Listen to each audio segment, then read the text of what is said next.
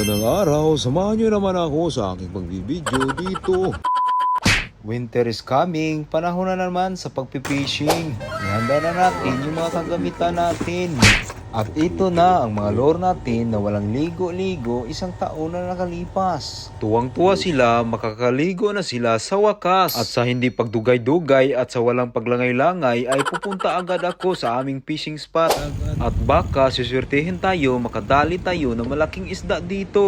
Sabi nila ang pagpipishing raw ay stress reliever. Totoo nga naman, ang pipishing ay stress reliever pag makahuli ka ng maraming isda.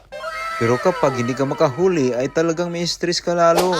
Kaya para sa akin ay ang pagpipishing ay parang good vibes na sa akin. At dito makikita nyo nagsisit up na ako sa aking pamingwit. Gamit po natin ang isang lure na 30 grams. Hindi ko na lang babanggitin kung anong klaseng lure, basta 30 grams na lure ang ginagamit natin.